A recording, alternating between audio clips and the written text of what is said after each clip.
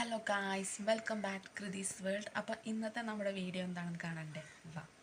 മലയാളികൾക്ക് ഒഴിച്ചുകൂടാൻ പറ്റാത്ത ഒരു സാധനമാണ് ചായ. അത് 2 നേരമാവട്ടെ 3 നേരമാവട്ടെ കുടിച്ചാൽ ഒരിക്കലും മടുക്കില്ല. അപ്പോൾ എല്ലാ വീടുകളും ഇതുപോലെ സ്റ്റോർ ചെയ്ത് വെക്കാറുണ്ട്. അപ്പോൾ ഇപ്പോഴത്തെ ഒരു റിസർച്ച് പ്രകാരം ചായപ്പൊടിയിൽ നല്ല കെമിക്കലും കാര്യങ്ങളൊക്കെ ഉണ്ട് എന്ന് പറഞ്ഞു. അപ്പോൾ അത് എങ്ങനെയാണ് സെർച്ച് ചെയ്യുന്നതെന്ന് നമുക്ക് വീട്ടിൽ തന്നെ ചെയ്യാൻ പറ്റുന്ന 2 ടിപ്പാണ്. അപ്പോൾ അതിന് വേണ്ടിയിട്ട് ആദ്യം ഒരു ടിഷ്യൂ പേപ്പറിൽ നമ്മൾ യൂസ് ചെയ്യുന്ന ചായപ്പൊടി ഒരു സ്വല്പം ഇട്ട് കൊടുക്കുക. അതിലേക്ക് കുറച്ച് വെള്ളം ഒഴിച്ച് കൊടുക്കുക.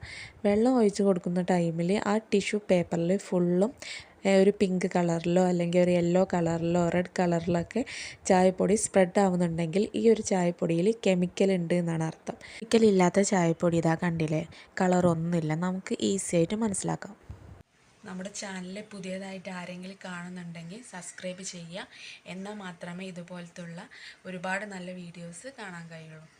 രണ്ടാമത്തെ ടെസ്റ്റ് എന്ന് പറഞ്ഞാൽ നോർമൽ നമ്മളെ പച്ചവെള്ളത്തിലേക്ക് ടീ പൗഡർ ഇടുകയാണ്. ആ ഒരു ടൈമിൽ അത് സ്പ്രെഡ് ആവുന്നുണ്ട് എന്നുണ്ടെങ്കിൽ അത് കെമിക്കലുള്ള ചായപ്പൊടിയാണ്. ഇനി സ്പ്രെഡ് ആവുന്നില്ല എന്നുണ്ടെങ്കിൽ നിങ്ങൾ ധൈര്യമായിട്ട് ഉപയോഗിക്കാം.